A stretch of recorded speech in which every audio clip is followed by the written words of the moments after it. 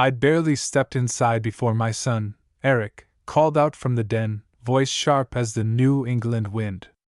"You're late again, Dad. Get lost looking at old books downtown?" He snorted, sprawled across my favorite recliner like a king. His phone glowed blue, reflecting in the silver ornaments on the tree. I paused, letting the door click behind me, shaking the snow from my boots. Never mind that this was my own house. 8 months, I'd watched Eric and his wife treat this place like a hotel they didn't pay for. I hung my coat on the hall tree, Helen's old antique, a piece she'd found at a flea market in Cambridge, back when she was alive. She would have had this place sparkling for Christmas, humming carols under her breath, fussing over details I never noticed until she was gone. Now, the only thing humming was the forced air heat and the tense, cold voices from the kitchen. Madison, my daughter-in-law, poked her head out. She wore her hair up, as always, a little too tight, as if she was holding her real self and by sheer will. "We've got dinner under control. Why don't you go read or something?" Her voice was cool, her smile thinner than the Boston snow. "I can help set the table," I offered, forcing a smile. "We've got it," Eric barked, barely glancing up. "Try not to get in the way, all right, Dad?" He never used to speak to me like that, not when he was a boy. The fire crackled in the living room. I'd stacked those logs myself, back when I still felt useful in my own house. Now, every inch felt invaded. Eric's shoes in the hall, Madison's makeup on the bathroom counter, even my old chair reeking faintly of someone else's cologne. The stockings on the mantel were hung, but there was no warmth in the room. Helen's collection of little porcelain angels watched silently from the shelf, as if they, too, sensed something was off. "The Rogers are coming over tomorrow," Eric finally said, looking up. "Lauren's bringing her apple pie. Madison invited the Brooks family, too." The words hit like a slap. "The Rogers? Since when?" "Last week, Dad. Madison sent invites. You were at the library, remember?" I remembered.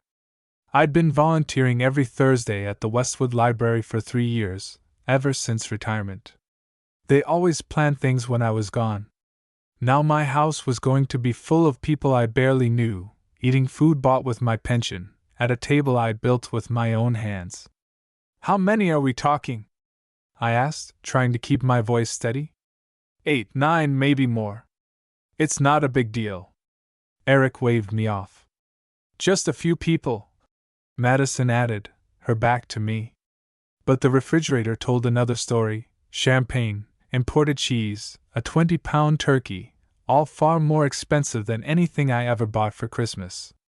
I stared at the receipts, the wine, the bags of groceries. I thought of the coupons I clipped, the years Helen and I pinched pennies to make holidays special.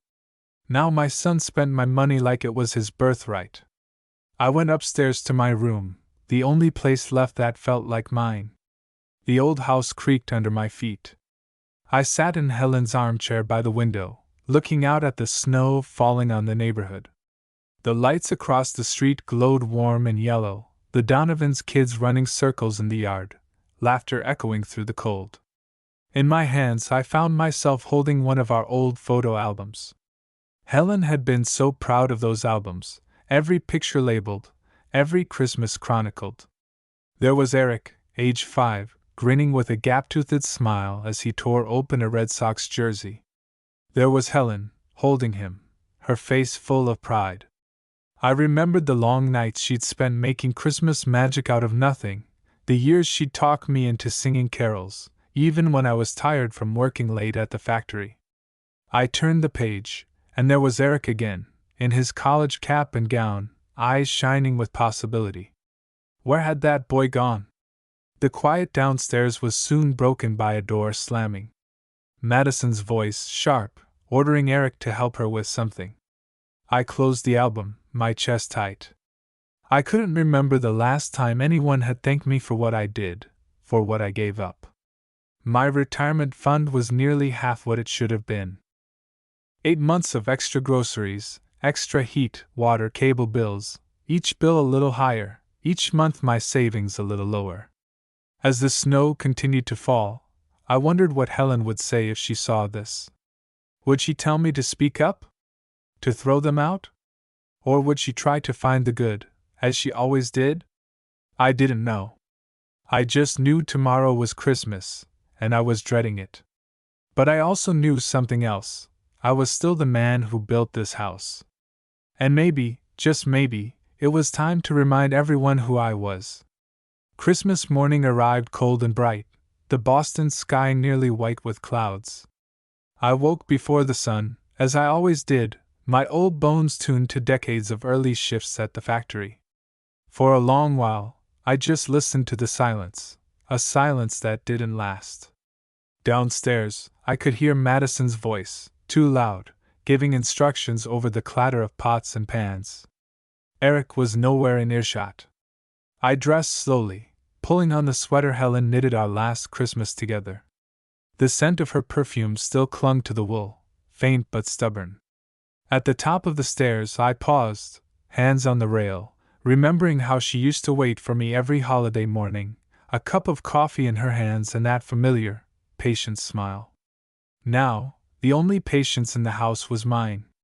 In the kitchen, Madison moved with the precision of someone preparing for a cooking show, saucepans bubbling, the oven beeping.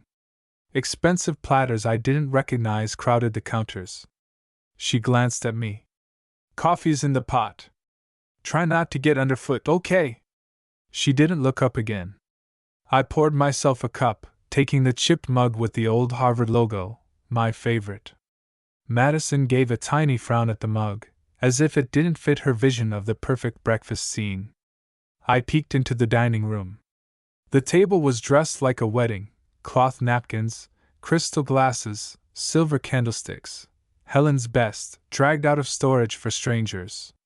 There were 9 place settings, not 8. A small detail, but I noticed. The centerpiece, all pine cones and gold ribbon, looked like it came straight out of one of those glossy magazines Madison liked to read. I set my coffee down and straightened a fork. "Please don't touch that," Madison called from the kitchen. "I spent an hour arranging everything." So I went to the living room. My recliner was pushed against the wall, replaced by folding chairs. The Christmas tree, which I decorated myself, looked small beside the rows of seating. Eric sat on the sofa, thumbing through his phone, still in pajamas. "Morning, Dad," he said, glancing up only briefly. "Don't worry, we'll handle the guests. You can just relax." His voice had an edge, as if relaxation was an accusation. I looked at him, my only son, the boy who used to build Lego skyscrapers at my feet while I read the newspaper. Now he wouldn't meet my eye. "Who all is coming?" I asked, careful not to sound annoyed. Eric rattled off names: Lauren and Peter Rogers from his old job, their teenage son, the Brooks family from 2 blocks over, and a woman named Angela from Madison's yoga class. Plus Madison's cousin from Providence, who I'd met twice in my life. "It'll be fun," he said, but the words sounded wrong. I made my way back to the kitchen for more coffee. Madison stopped me with a look. "Remember, we want everything to be perfect for our guests. No need to talk about, old times.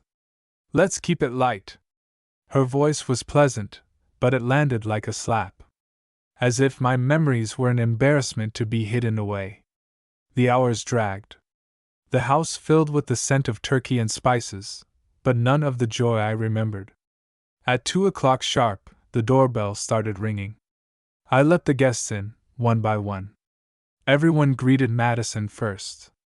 They handed her bottles of wine and fancy desserts, compliments tumbling out about the decorations, the food, the beautiful old house. I hung coats, poured drinks, tried to be helpful. But as the rooms filled, I could feel my place shrinking.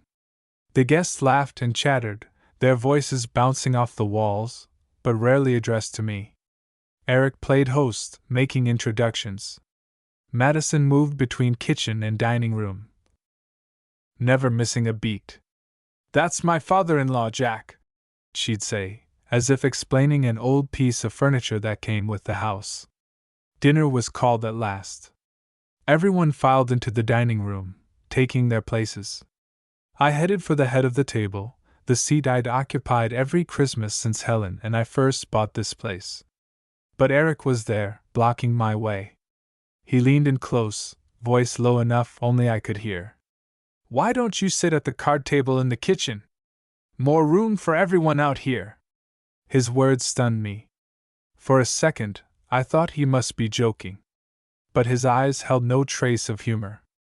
Around the table, conversation paused. All eyes were on me. "Come on, Dad," Eric said. "Don't make a scene."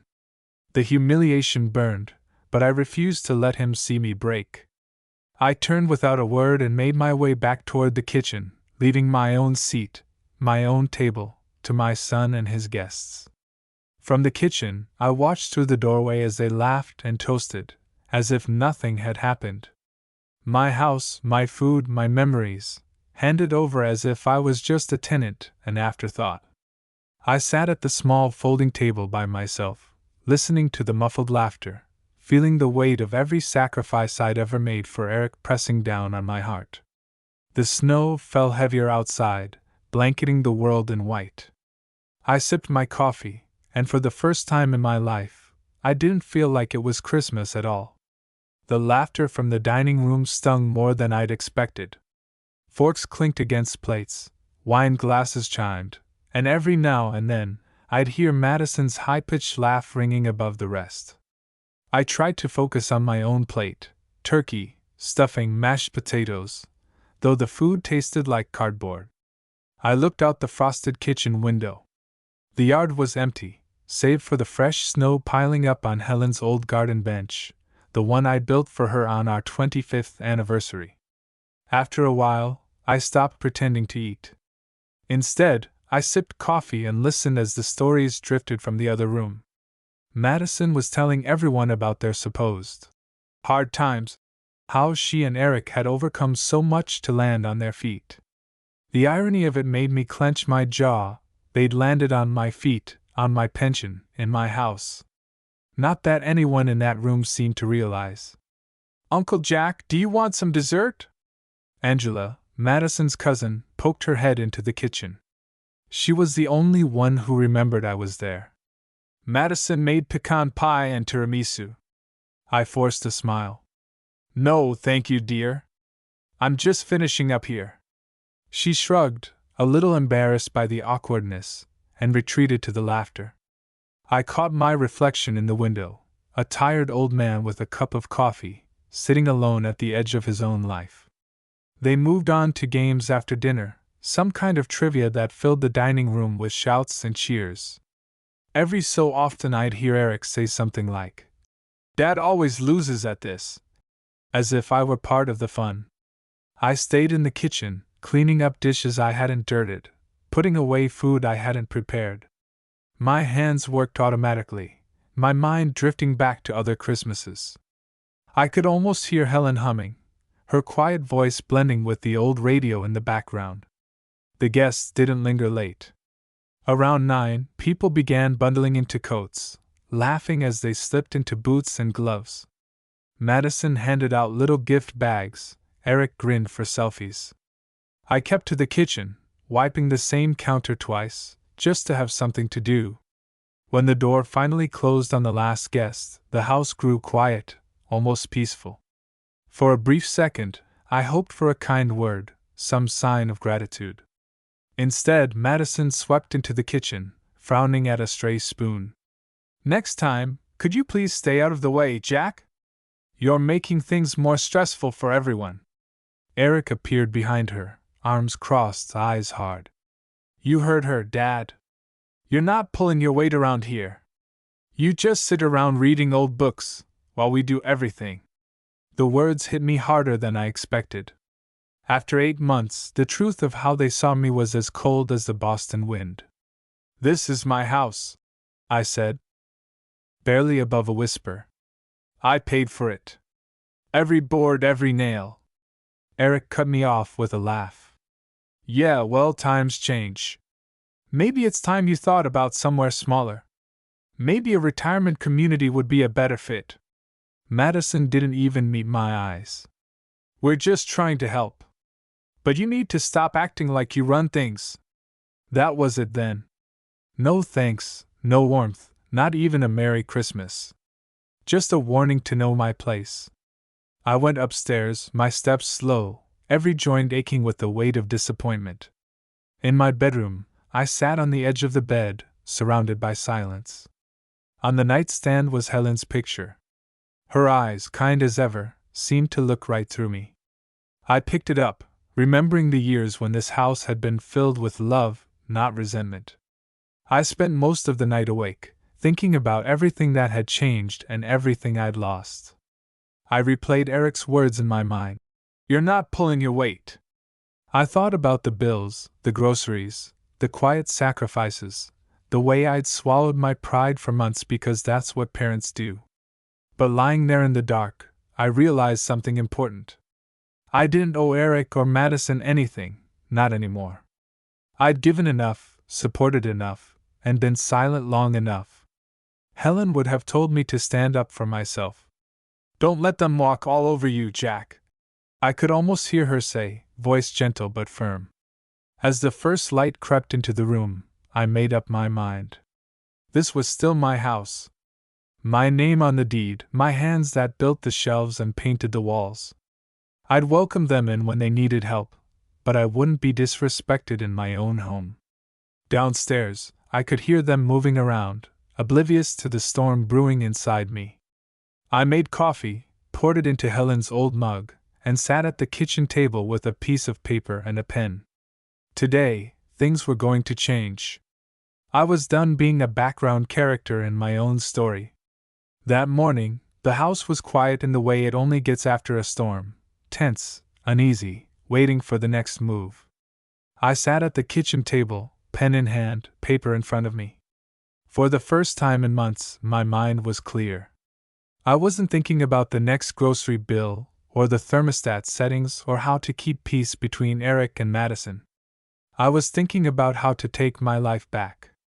Eric wandered into the kitchen late, still in the same worn t-shirt, rubbing sleep from his eyes. Morning, he mumbled, heading straight for the fridge. He didn't notice the sheet of paper on the table, didn't notice me watching him. I waited until he poured his orange juice and turned to leave. Eric, I said quietly, we need to talk. He froze for a second, then shrugged. Now? I'm kind of busy. I stood up, feeling the old ache in my knees but ignoring it. Sit down. Maybe it was the way I said it, calm, but with a steel in my voice he hadn't heard in years. Eric sat, setting his glass on the table a little too hard. What's this about, Dad? I slid the paper toward him. It's time for some changes around here. This isn't working. You and Madison have until Sunday to find somewhere else to live. He stared at the paper, mouth open, eyes wide. You're kicking us out? It's January. We have nowhere to go. I gave you 8 months. You said it would be a couple of weeks. I supported you when you needed it. But you don't respect me, Eric. You treat me like a guest in my own home. That ends now. His voice grew louder, indignant. Are you serious? Madison's job is just now picking up ours. I'm trying to get interviews. We're your family. You are my family, I said, quieter now, but every word steady. But you're also grown. I can't keep supporting 2 adults who treat me like an inconvenience. The front door opened and closed. Madison walked in, arms full of shopping bags, snowflakes clinging to her hair. She saw Eric's face and looked at me. What's going on? Eric threw the letter at her. Dad's decided to evict us. She read it, her lips tightening. You can't just do that, Jack. This is your son. We have rights. I shook my head. You were guests here. Now you're not. If you don't want to leave, we can get the law involved, but I'd rather not. Madison's face turned red. We'll figure something out. But you'll regret this. Eric looked at me with a mixture of anger and something else, maybe fear, maybe disappointment, maybe finally understanding that I wasn't bluffing. "I'll give you both until Sunday night," I said. "After that, I want the house back. You can pick up any belongings you need later, but by then you're out." The silence between us was heavy, broken only by the tick of the kitchen clock. For a second, I remembered Eric at age 5, falling off his bike, running to me for comfort. That little boy was gone, replaced by a man who didn't understand gratitude. I felt a stab of grief, but I didn't waver. They retreated upstairs, voices raised, slamming doors. I sat at the kitchen table for a long time, staring at Helen's photo, steadying myself with her memory. I felt strangely light, as if a burden had slipped off my shoulders at last.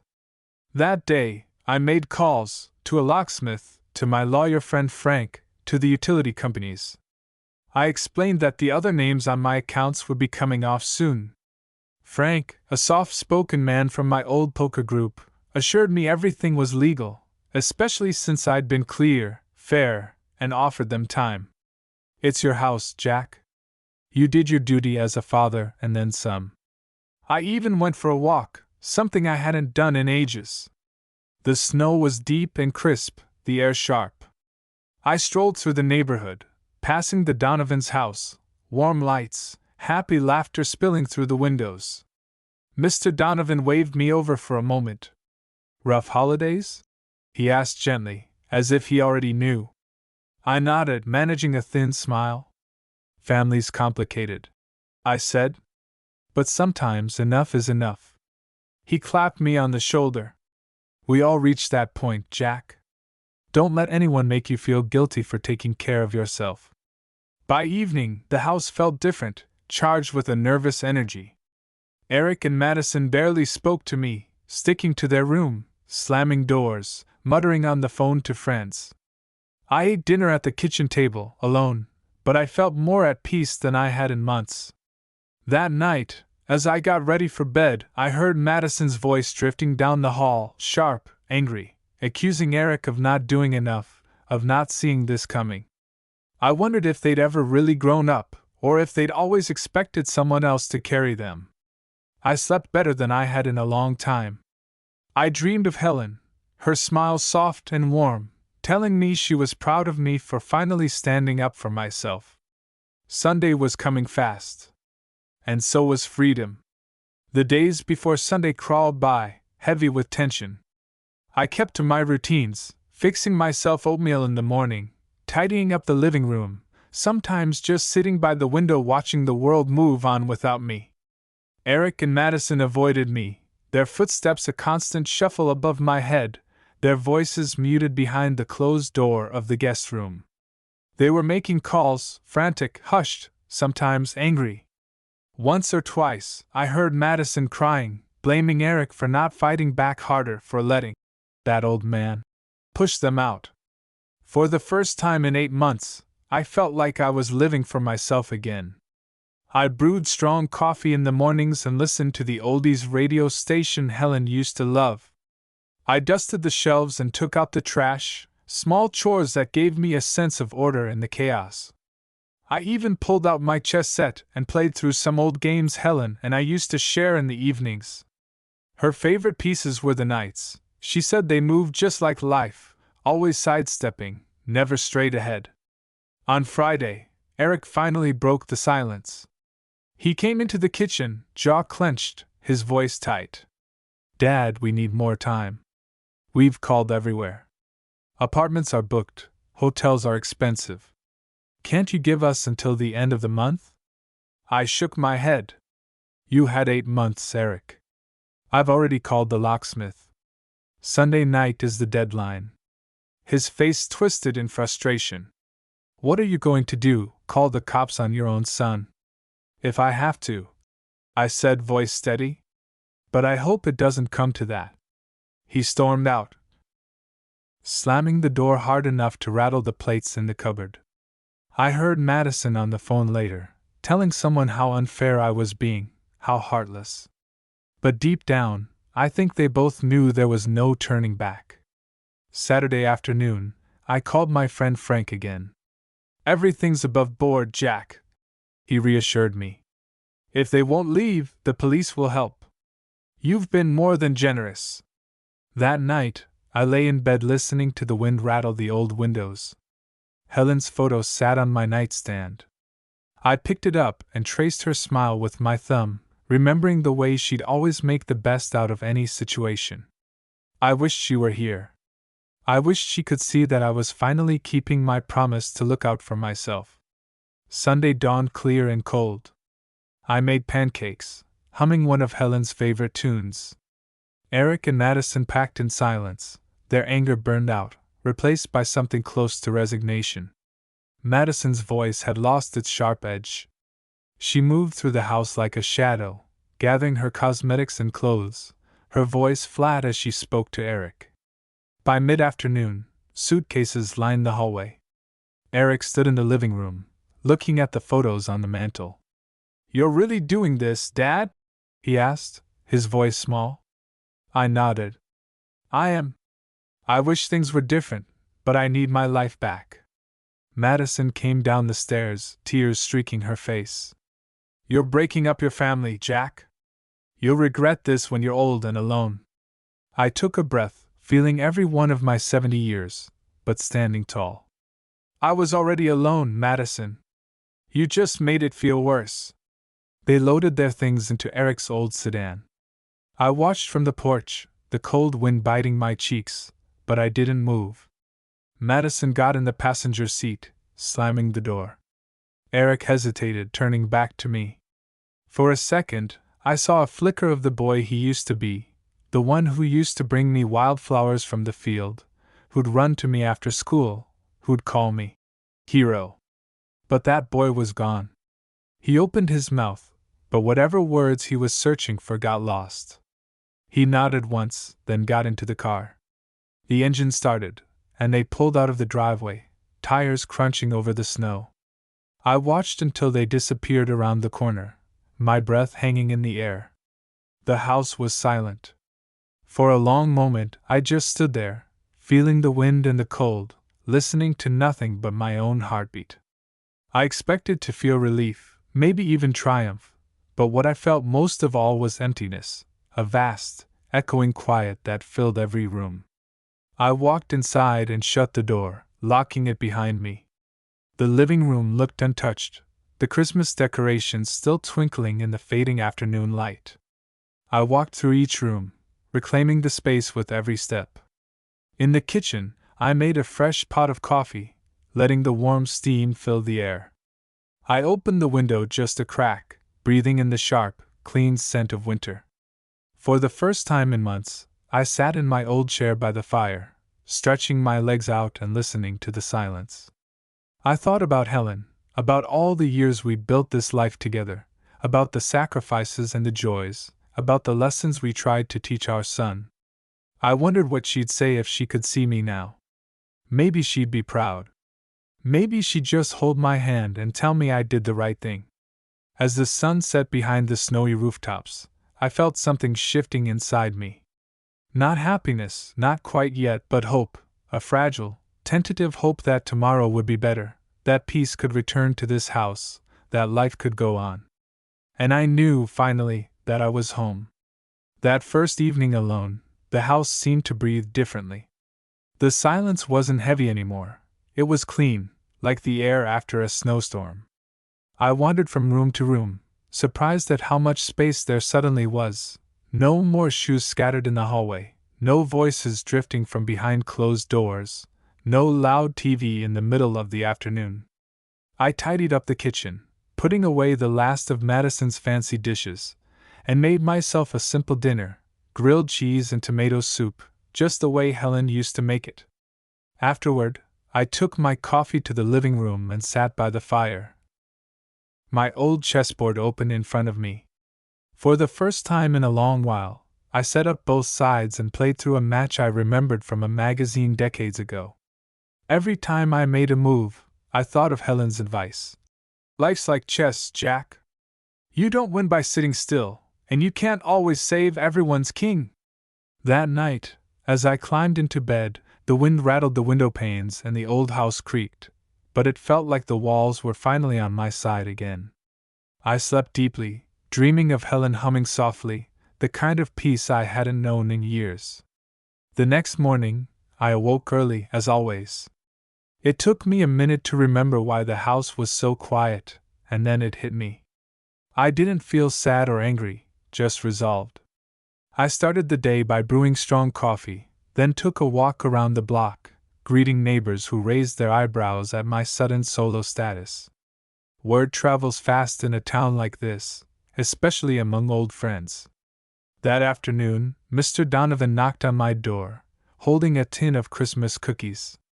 "Saw the moving car yesterday," he said quietly. "You all right, Jack?" I nodded, accepting the tin with a grateful smile. "I'm all right, Tom. It was time. Should have happened sooner." He grunted, as men of our generation do when we mean more than we say. "If you need anything, you call." Inside, I ate one of Helen's favorite cookies and set the rest on the counter. I walked through the empty house, noticing details I'd overlooked: the faded paint in the hallway, the scuff marks from Eric's old roller skates, the loose doorknob on the guest room. I made a list of little repairs, chores I could tackle in the weeks ahead. For the first time in ages, my to-do list was for me, and me alone. A few days later, I received a text from Eric. "Dad, we found a place. We'll come by next week for the last of our things." There was no apology, just the facts. I responded. "The boxes will be by the front door. Let me know when you're coming." When they showed up, Madison didn't look at me. Eric looked tired, older than his years, but he loaded their things without complaint. I watched from the porch, a safe distance away, letting them move in silence. There were no last words, no dramatic goodbyes, only the sound of cardboard boxes being stacked in the trunk. After they left, I called the locksmith and had the locks changed. It felt strange, standing on my own front steps while the new keys were handed over. The locksmith, a friendly fellow named Dave, nodded approvingly. "You'd be surprised how many folks your age do this. Gotta protect what's yours." That evening, I went through the house and gathered up everything that was truly mine: Helen's photo albums, my collection of old jazz records, the faded Red Sox cap Eric had given me for my 50th birthday. I dusted, I sorted, I rearranged. For the first time in a long while, I was living in a house that felt like my own home again, not a halfway house, not a storage unit for someone else's dreams. The phone rang a few times that week, mostly friends checking in, a few distant relatives calling to offer their opinions, some supportive, some less so. But I felt no need to justify myself. I'd made my choice. I'd stood my ground, and now I was rebuilding my life one small step at a time. As New Year's Eve approached, I bought a little bottle of champagne and a steak for myself. I cooked dinner, put on one of Helen's favorite records, and toasted the quiet, the memories, and the promise of a new beginning. I thought about the years ahead, not with fear, but with a strange, stubborn hope. The snow outside sparkled in the moonlight, and for the first time in a long while, I found myself smiling, genuinely, for no reason at all. I wasn't just surviving. I was living. And the future, for the first time in years, felt wide open. The start of the new year felt like opening a fresh notebook. The house was still quiet, but now the silence was companionable, not lonely. Each day I found new routines, small pleasures: sweeping the porch, brewing coffee while watching snow fall through the kitchen window, spending an hour every evening reading in my favorite chair by the fire. Sometimes I missed the noise, the chaos of having a full house. I'd remember Christmas mornings years ago, when Eric was little and Helen was still here, when the house rang with laughter and the smell of pancakes. But the ache faded faster than I expected. The peace that settled in its place felt honest and deserved, not just a patch over old wounds. One Saturday, I found myself at the Westwood Library, shelving books for the afternoon shift. Mrs. Green, the head librarian, noticed my good mood. You seem lighter these days, Jack, she said, her smile gentle. Everything all right at home? I nodded, placing a stack of mystery novels on the shelf. Just learning to live on my own again. It's not so bad. She patted my arm. Sometimes you have to make hard choices for yourself.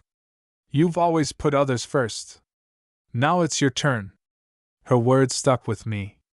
That night, as I sat by the window, I realized she was right. I'd spent my whole life making sure my family was safe, comfortable, and loved, even when it meant putting myself last. But life had a way of reminding you that self-respect wasn't selfish. It was survival. 1 week later, Eric called. His number flashed on the screen, and for a moment I considered letting it ring. But I picked up. His voice was quiet, stripped of bravado. Hey, Dad. Just wanted to let you know we're settling in.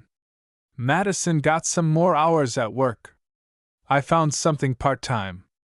It's not easy, but we're managing. That's good to hear, son, I replied, my tone gentle but firm. I hope things keep looking up for you. There was a pause. I wanted to say, maybe we took advantage. Maybe I didn't see what you were doing for us. I'm sorry. A lump rose in my throat. I took a deep breath, the old ache easing just a bit. Thank you, Eric. That means a lot. I hope you understand why I had to do what I did. Yeah, he admitted. I do now. We talked a little longer, nothing heavy, just small things, safe topics. I hung up feeling lighter, like I'd put down a heavy stone I'd been carrying for too long.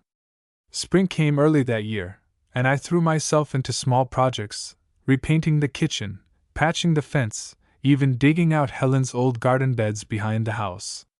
My neighbors, the Donovans, invited me over for Sunday dinner. For the first time in a long while, I went. The meal was simple, pot roast and potatoes, laughter bouncing off the walls, no drama, no tension, just genuine company. I found joy in the ordinary again.